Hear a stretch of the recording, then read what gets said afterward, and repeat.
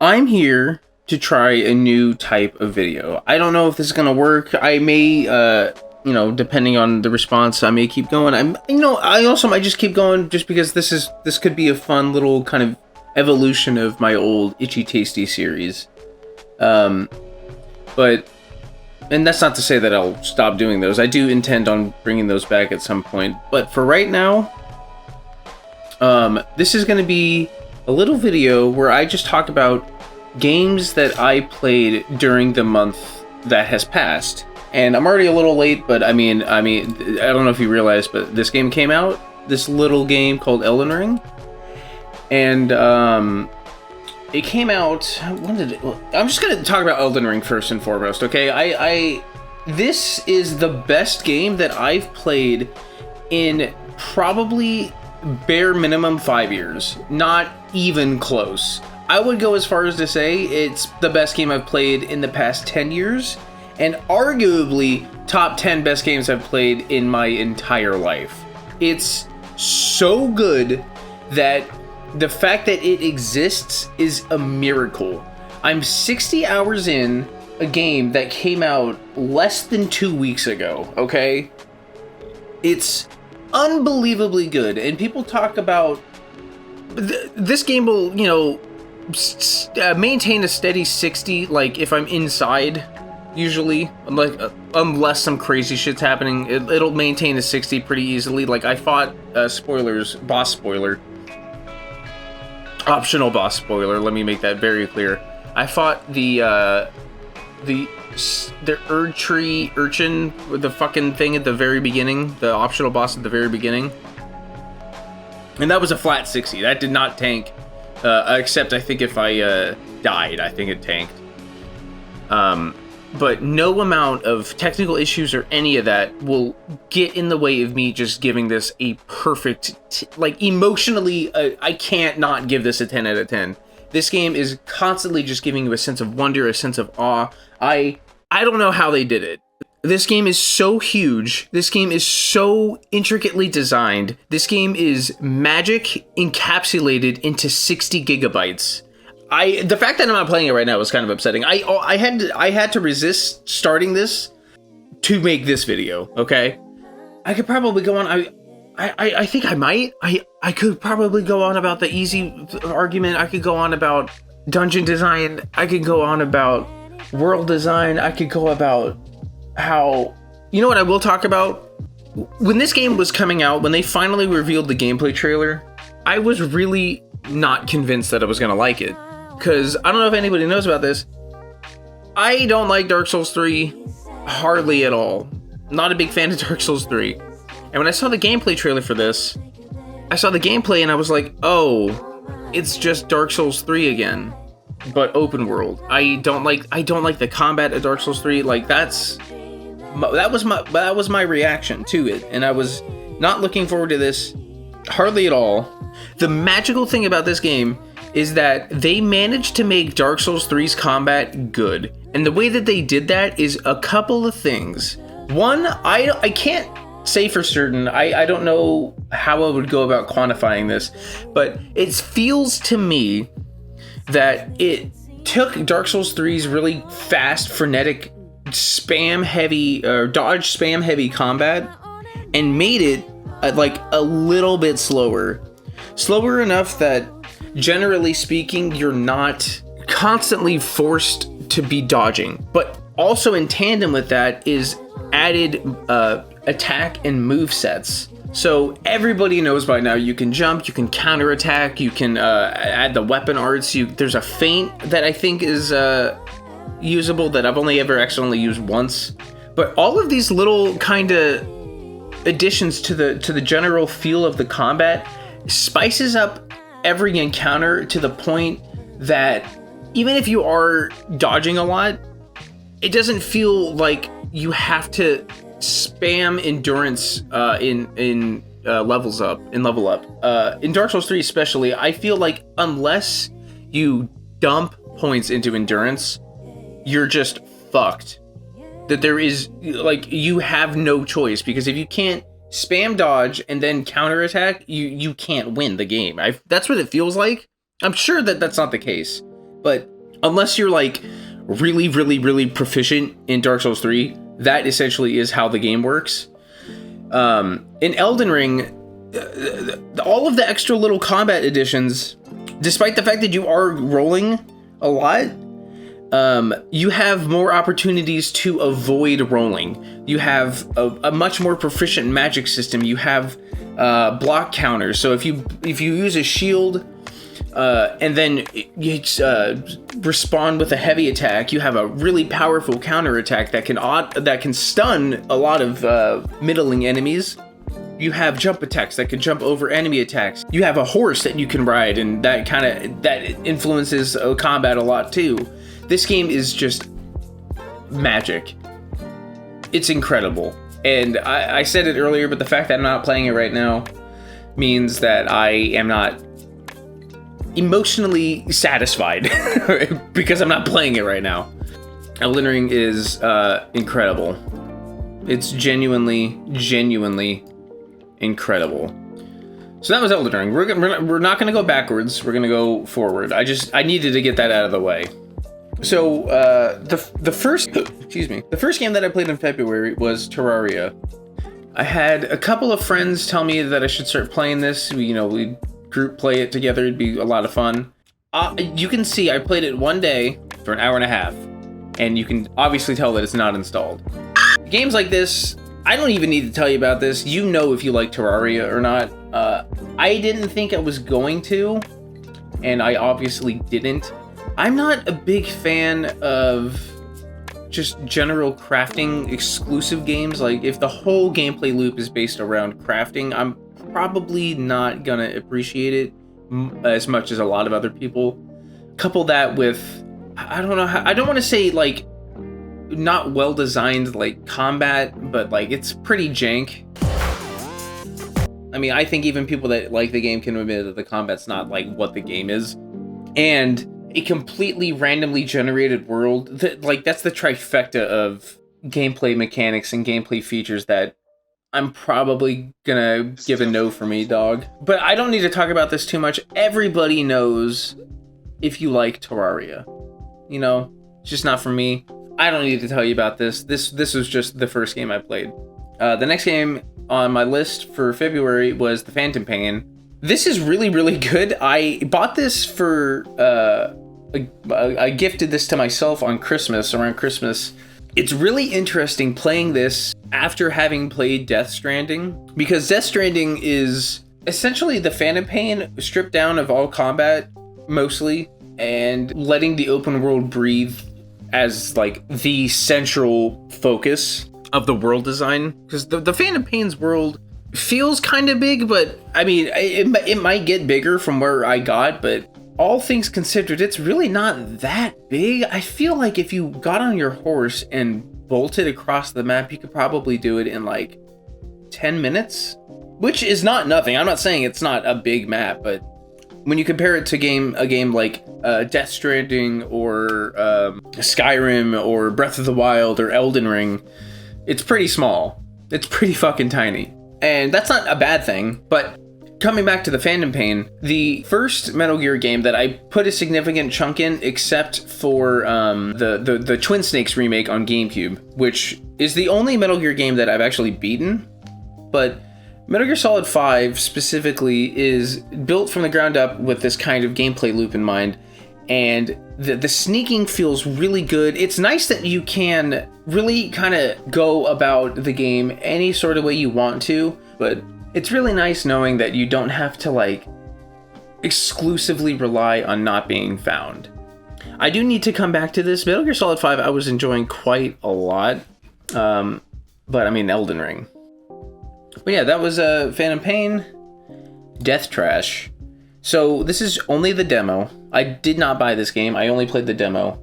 This game is fucking awesome. If you have not played this yet, just play the demo. It's a really heavily tinged RPG. It feels like a tabletop game come to life. It's got this really fucking weird post-apocalyptic, like, flesh-consumed world. It's super interesting. The amount of builds that you can do seemingly are very, very huge. The gameplay feels really fucking smooth. It's clean.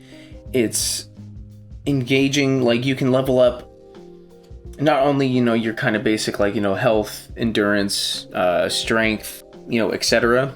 But there are like more specific points that you can level up to. Like, you know, you can level up strength, but you can also level up how efficient you are with two-handed weapons, or how efficient you are in one-handed weapons. It's really engaging. It's really fun, and I do plan on buying this at some point. I just have to beat Elden Ring first. I honestly kind of can't wait to get back to it. It's really, really good. It's still in early access. I think it's $20. Yeah, it's $20. I only played 2 hours of it, as you can see here, and the hook got me. Really recommend Death Trash. The next game on my list is Exoblast. I only played for 3 minutes. I really wanted to give this game a shot. It's free on Steam. It says on Steam, Exoblast is a mix of shoot 'em up and arcade game pimped with synthwave and pixel art. It's kind of like, maybe I need to play more of it, but I didn't really get much of the shoot 'em up idea. It's basically extreme Pong with like character abilities, which, I don't know about you, I am a fanatic about asymmetric abilities in game design. If you give me kind of like a basic sort of gameplay loop, like even going as simple as Pong, and you say, well, if you pick this character, you can charge up a hit and it'll go faster, or if you play as this character, you can absorb the Pong and put like a baseball spin on it and have it like kind of like whirl around, so it's kind of hard to like figure out where it's going. You have me hooked immediately. I love shit like that. And it only gets arguably better as you get more complicated with the base game. So I downloaded this on that idea. It felt like there was no feedback. That was the biggest thing. Like, I didn't feel like I knew what I was doing even a little bit. It felt weird. I feel like this game with a patch or two, or an Exoblast 2 with a more refined kind of gameplay feel, would actually be really, really high quality. But as it stands, no, unfortunately. Next game I played this month was Quake 2 Ray Tracing.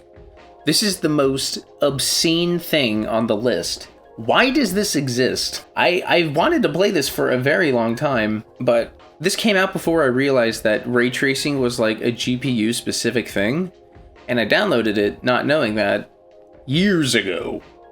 So I downloaded it and then realized, oh, I can't play this. But after I got the GPU that I have now, which can do ray tracing, I was like, oh, let me just play this again. And, you know, the craziest thing about this is that as far as for how old Quake 2 is, I would have figured that I'd be able to, like, on any bare minimum ray tracing GPU, I figured I could just blast the shit out of this and play it. But turns out ray tracing is really technically heavy, really puts a lot on a computer. So I had to lower quite a few settings and essentially cap the game at 30 FPS to play smoothly. But this is a really interesting little tech demo, essentially. Quake 2 is a game that I wish was a lot better. I'm not a big fan of Quake 2, but playing it in ray tracing kind of gives it a little bit of more life. It doesn't make the game objectively better, not even a little bit, but it made the game a lot more fun to experience because I was just like, wow, this looks fucking amazing. And I played about three and a half hours of it, and I don't think I'm gonna go back to it. Maybe I might, but it was an enjoyable 3 hours. I don't regret spending the time in the Quake 2 world again, but I just wish Quake 2 was better. That's really what it comes down to. If Quake 2 was better, I would beat the shit out of this game. The next game on my list is Lost in Vivo. This game rules. This is one of the very few games that I've played that genuinely scared me. Where I'm playing in dark, headphones on, kind of navigating through really fucked up corridors, like not wanting to know what's on the other side of the corner. For a lot of horror games, I feel like part of the fun is being like, oh fuck, I wonder what's on the other side of this. I hope it's, you know, like I bet it's fucking scary. But Lost in Vivo really made me not want to know. But like I had to keep going to find, you know, to get to the end of the game. The monster designs are really they're fucked up. The story is just layered lightly enough that you can kind of piece together what's going on. There's a considerable amount of fourth wall breaking, and I wish I could experience this game for the first time again because goddamn, it's really hard to play a game this good based on scaring you a second. Oh, actually, I was about to say, I wish I could play it for the first time again.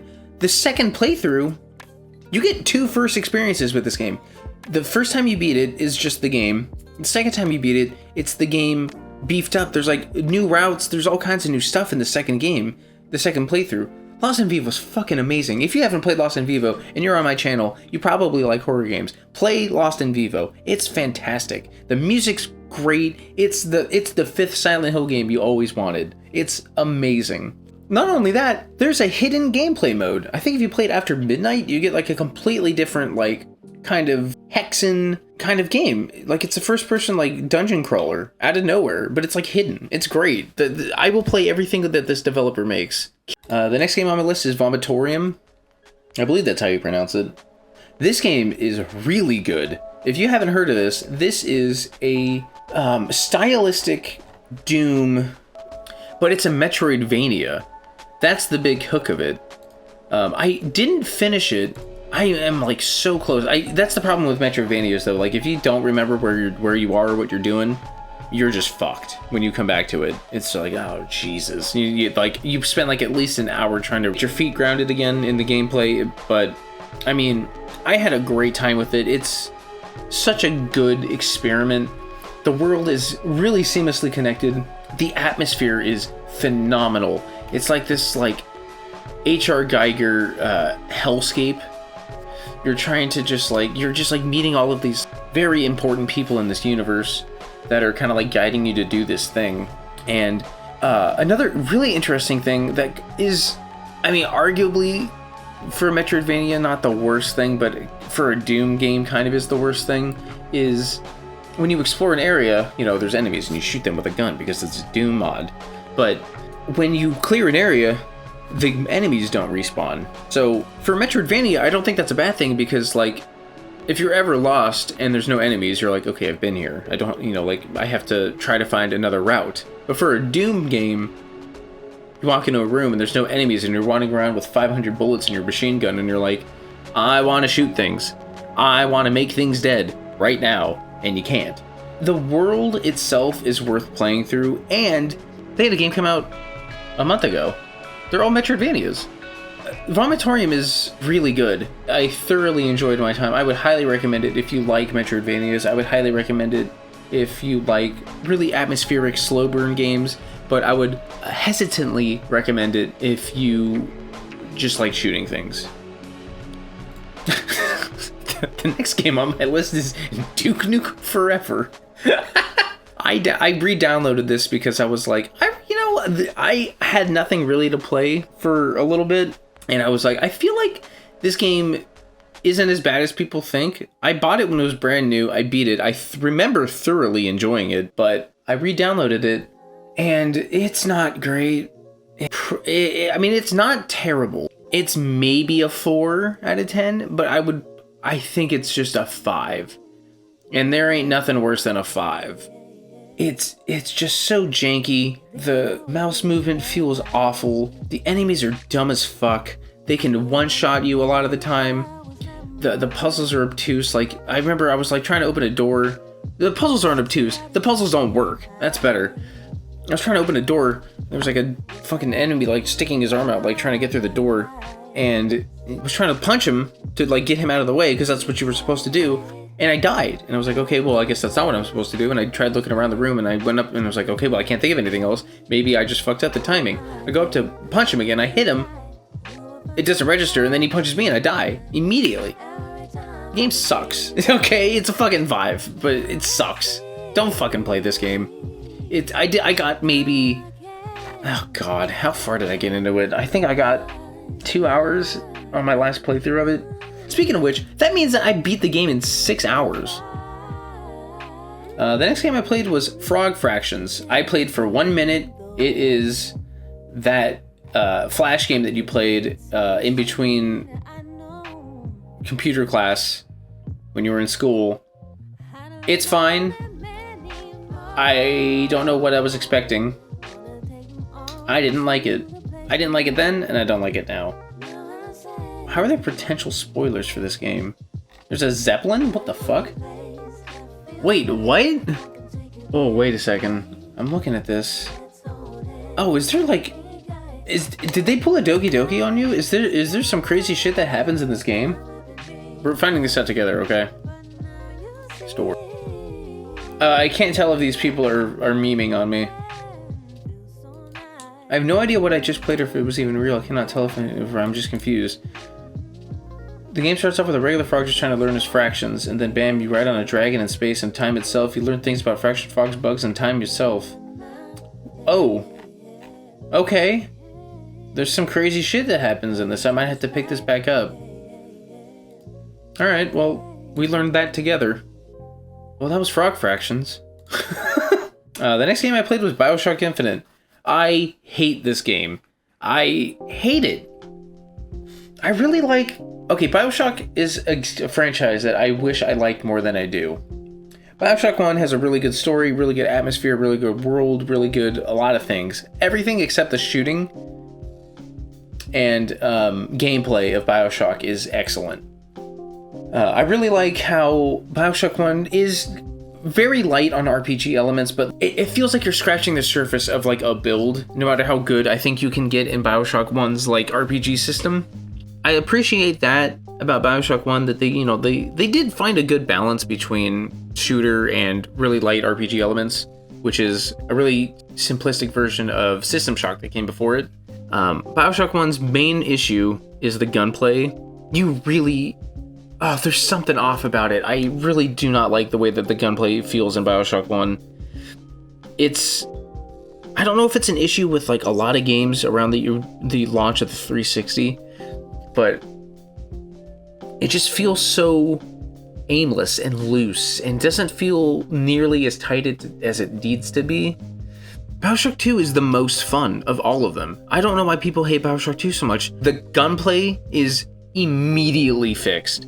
You don't have to swap between plasmids on left and whether or not you're shooting a gun or shooting your plasmids. The reload on guns takes less than a second. It's fast, frenetic, it's really good. It's so much better than Bioshock 1. I don't know why people like Bioshock 1 more than Bioshock 2. It's so much more fun. Bioshock Infinite, the only good thing that Bioshock Infinite has is its story. Everything else is garbage. The gameplay loop is really good for 30 seconds, and it never changes. The only time that it does change is when you go against like those siren guys near the end of the game. Those are the best enemies of the game. Fuck this game. I hate this game. But I would recommend it to you to play it if you've never played it, because the story is unbelievably good. Bioshock Infinite's story is so good that it makes a game that I would rather watch burn worth playing. The last 20 minutes of Bioshock Infinite are magical. Oh, it's so good. I will never play it again. Shovel Knight. Shovel Knight's fucking awesome. I haven't beat any of the campaigns. I do plan on to at some point, because I thoroughly enjoyed my time with Shovel Knight. I bought it sometime around 2015, and I played it for I think maybe 6 hours, and I never beat the Shovel Knight campaign, but right now I'm sitting here telling you that this game's great, and I haven't played it in almost a month exactly, and I'm here to tell you now, I don't know why I stopped. Oh, Elden Ring. It's a new game with old school sensibilities that kind of has the wherewithal to look back at older games and be like, that doesn't work, this doesn't work, and look at new games and say, this works a lot better, and incorporate all of those ideas into a game that's new but doesn't feel new. I don't know, it's really good. Shovel Knight is so good. I want to be able to say that I've beaten Shovel Knight at some point, and I hope I can soon. It's fantastic, but you know that already. The next game on my list is Mago the Villain's Burger. I did not play this, really. I played for 5 minutes, and that was not me thinking, oh, I don't like this. This is not me thinking this is bad. This is me thinking, I'm not in the mood for this. That was me thinking this is just not for me right now. Not for me right now. I'll come back to it at a point that I am more okay with it. It's a side-scrolling game. I think it's like a Super Nintendo style game, if I remember correctly. This game is free, by the way. Definitely just download this. Support the developer, and by downloading it, The world's cute, the characters are cute, the graphics are cute. I have a lot of faith. It's got very positive on Steam. I'm gonna come back to this at some point, maybe as a sequel to fucking Shovel Knight. But yeah, I would recommend this, especially because it's free. If it was $5, I'd still be like, just fucking get it. It's good. Probably. The next game on my list is Stolen Realm.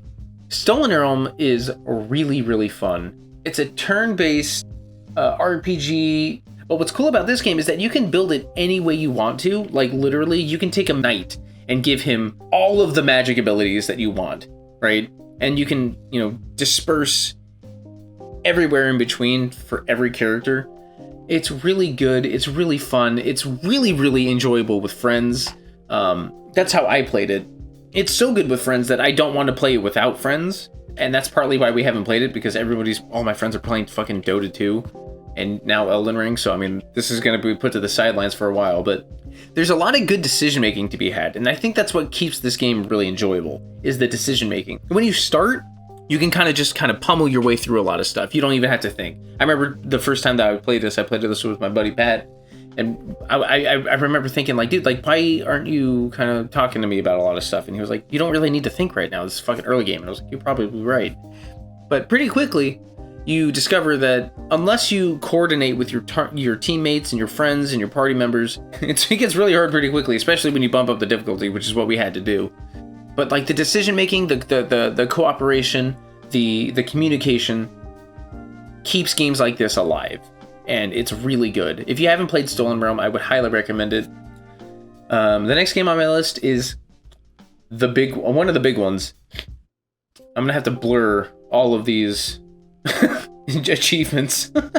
Nier Automata. So far, so good, man. I heard so much about this game. It was always on my to-do list. At some point, I knew I was going to play Nier Automata. But part of the reason that it took me so long to play it was because I knew that you had to beat the game, I think 5 times. And I also knew that it was a JRPG. And I knew that that meant hundreds of hours. So I was like, I don't have time in my life to play this fucking game 5 times. Turns out, each subsequent playthrough, at least up until where I'm at right now, gets progressively shorter. And the first playthrough only took me about like 15. So there's that. So right out the gate, if you're worried about like sinking 1,000 hours into this game to beat it, you're not going to have to. I think most people seem to beat this game in under 40 hours, which is a pretty substantial chunk of time, but that ain't 100. And it's really interesting how the game just kind of unfolds a lot of its concepts. The first game's playthrough where you play 2B, the main girl, is more or less a very standard affair. There's robots on Earth. You're here to take them out. I guess they're machines specifically on Earth. You're these androids that are designed and built to take them out, so humans that got resigned to the moon can come back and live back on Earth. There's tiny hints here and there about questioning your motives, your ideals, but for the most part, it's find the bad guy, kill the bad guy. The game's over, but you still have a fight to finish. They pull a Halo 3 in the first ending. 9S, oh my god. You play as 9S a second time, and you get a different perspective. That's the coolest thing about 9S's story, is that you play through essentially the same exact campaign as the first one, but you have like all these different perspectives, and more unfurling of the questioning of your motives, your ideals, and all that stuff kind of slowly inkle their way into the story. And then on the third playthrough, that questioning is kind of like at the forefront. And I still need to beat the third playthrough. I'm like right at the fucking end. I'm like so close to the end of the third playthrough. I was really worried really early on that I wasn't going to enjoy this game, because the combat's so weird. The combat, I don't care who you are, unless I think you're a Platinum Games like mega simp, the combat's going to feel a little weird. And I think the first 2 hours I was like, oh god, I don't know if I can do this. But I don't know what happened. There was a point where the game just clicked, and I was dodging, I was fucking bobbing and weaving, shooting stuff all over the place. And you fall into a really beautiful flow state. And on top of that, you got this really interesting story on top of it. The next game on my list is Olli Olli World. And if you didn't know, I just did a video on this. Definitely not my normal forte of video, But I really, really like this game. I got almost 8 hours into it. I'm like 80% done with it.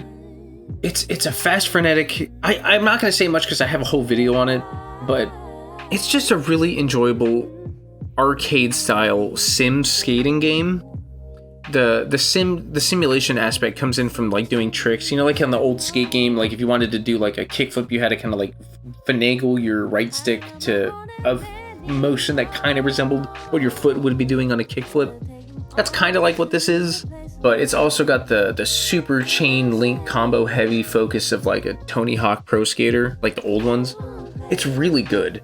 And if you get good enough at the game, you hit this beautiful flow state where like you just kind of like leave your body for a second and just you hit Nirvana. I can't believe I didn't talk about Nirvana in my video. Highly recommend Olli Olli World. The next game I played was Visage, and I only played this for a little bit, but I have about 12 hours into it, so I feel like I can confidently talk about this. This game is fucking terrifying. A buddy of mine on YouTube, Halleck, talked mad shit on this game. It's a really good video. I'm not even upset at the guy.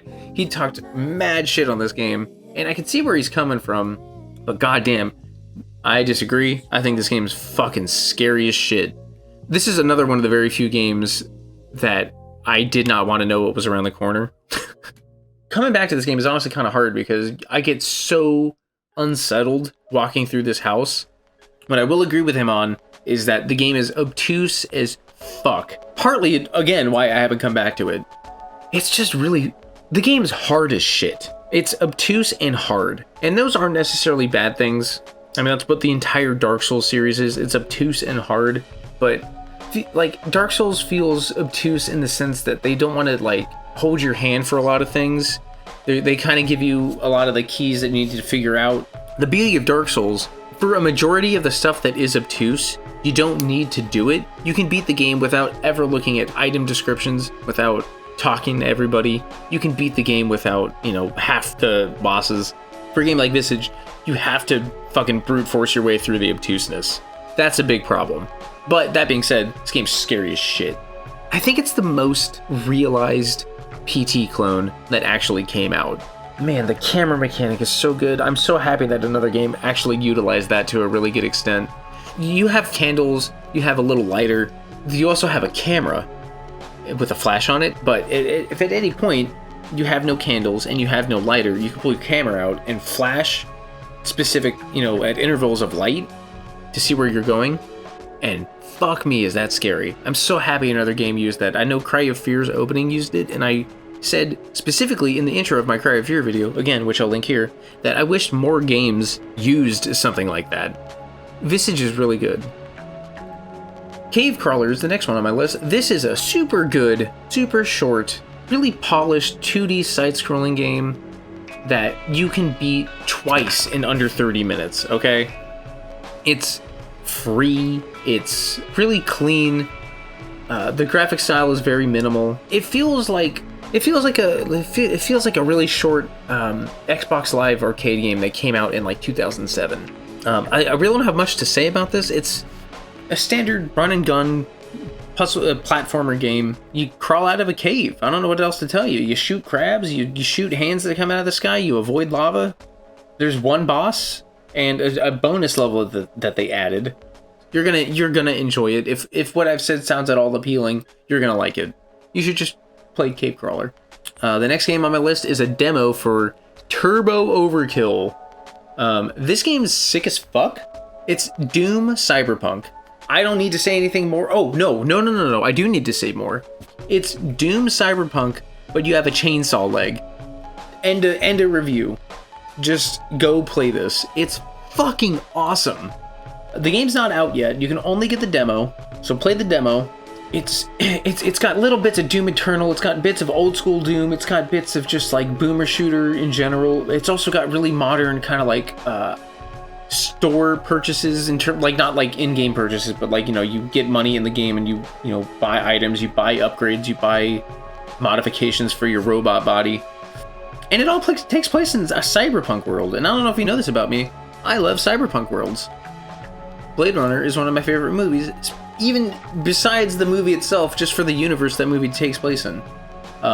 This is this holds a lot of fucking promise. I cannot wait for this game to come out. You should just play Turbo Overkill. It's fucking rad. Next game on my list is Dominion. I also don't know if you know this about me. I love board games. I love card games. I love deck building games. This is the best one of all of those. This is one of the best board card deck building games that has ever been.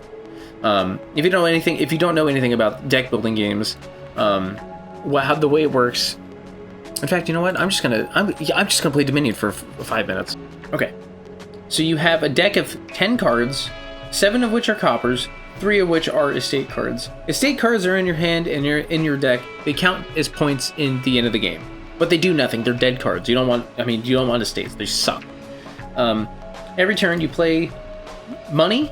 You play coppers to buy more cards to add to your deck that do things. Like the merchant will let you draw a card, let you do more actions. Every card that you buy in this little row here is an action card.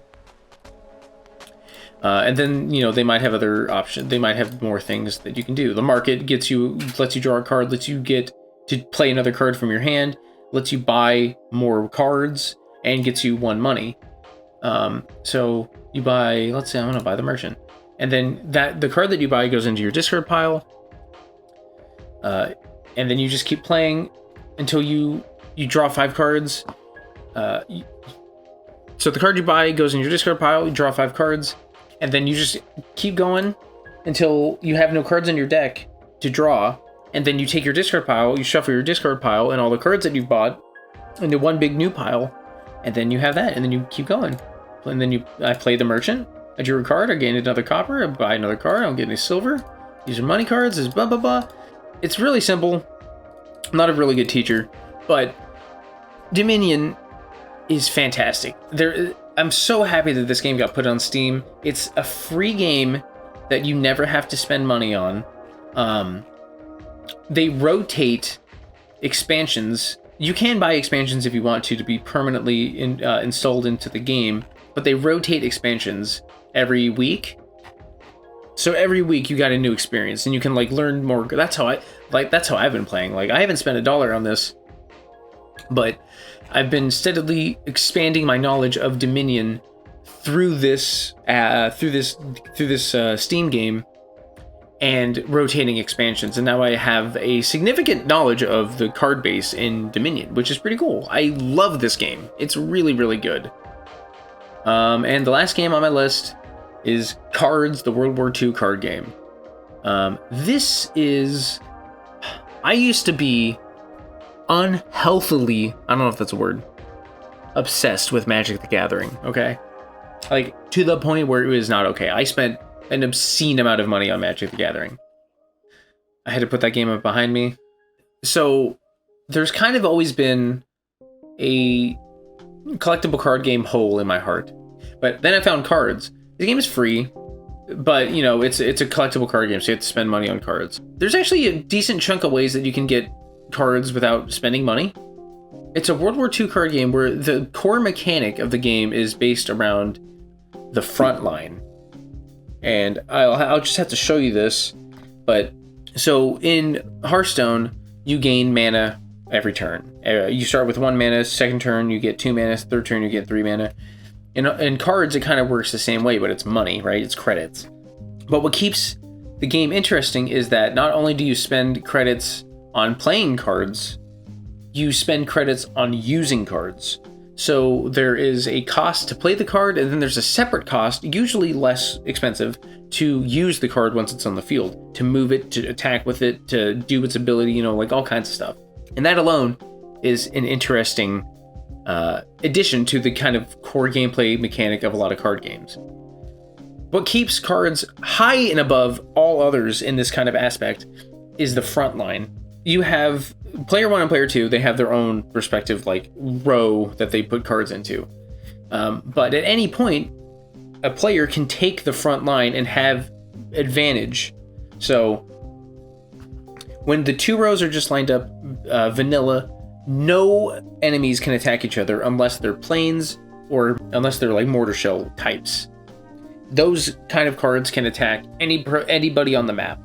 Normal soldiers have to go to the front line to attack the other player.